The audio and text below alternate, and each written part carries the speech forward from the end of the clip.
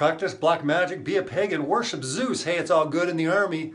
Be a Christian, however, mention Jesus, we got serious issues. Get it out of here!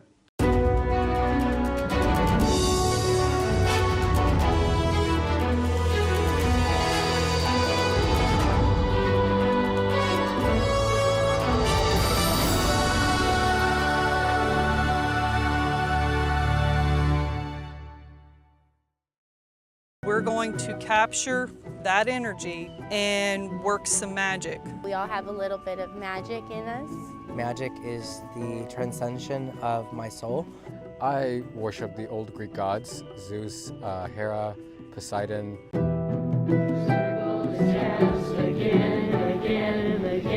Recently, the U.S. military has been doing what it can to allow witches and warlocks to practice Wicca as an officially sanctioned religion. It's called a Wiccan Pentacle. Starting this week, veterans of that faith will have the option of having this controversial symbol associated with witchcraft placed on their headstones. But some conservative activists see this as a much bigger issue. They are inviting Satan into our military. Guardians of the North, powers of the earth and home, we ask you to join us today as we come together to honor the harvest season. Hail and welcome! Hail and welcome! My name is Private Lee. I'm 17 years old. I'm 20 years old. Fort Jackson, Echo Company 339. And I am a pagan.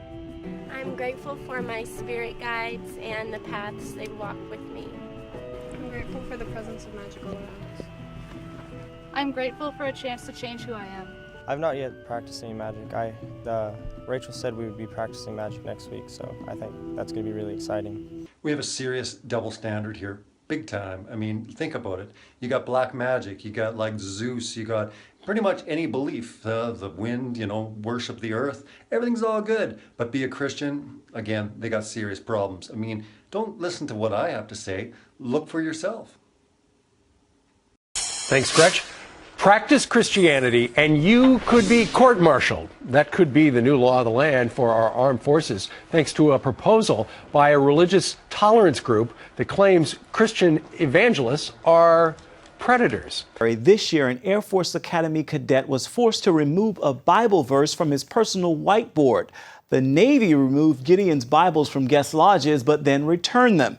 And last year, the Pentagon said soldiers can be prosecuted for sharing their faith. Tucker, thanks so much. 24 minutes after the hour, a Georgia congressman goes to bat for an Army chaplain he claims was wrongly warned about using religion in counseling services. At a time in which our society is dealing with soldiers and airmen who are struggling with depression and struggling with suicide rates, he had the audacity to share his own experience with depression and how his faith helped him. What is a chaplain supposed to do?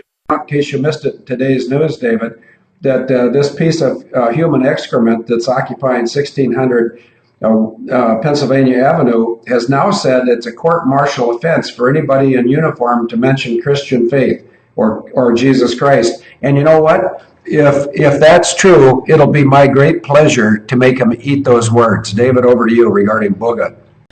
President Obama smeared Christians on Thursday. Here's the president at the National Prayer Breakfast. And lest we get on our high horse and think this is unique to some other place, remember that during the Crusades and the Inquisition, people committed terrible deeds in the name of Christ. In our home country, slavery and Jim Crow all too often was justified in the name of Christ. Meanwhile, an American soldier fighting for faith after an army briefing slaps a hate group label on a well-established traditional Christian ministry. That's right. The presentation linked the American Family Association to hate groups such as the Ku Klux Klan, neo-Nazis, Black Panthers, and the Nation of Islam. The soldier was so enraged, the fearful punishment for his own Christian and rule of law, then we're going to have some problems here. Also, Homeland Security says people who oppose abortion or worry about the threat of illegal aliens could pose a radical threat to America. They're the ones we need to be watching at Homeland Security. Why are conservative values suddenly being singled out as a terror threat? Demoralized Christians are leaving the United States military in droves.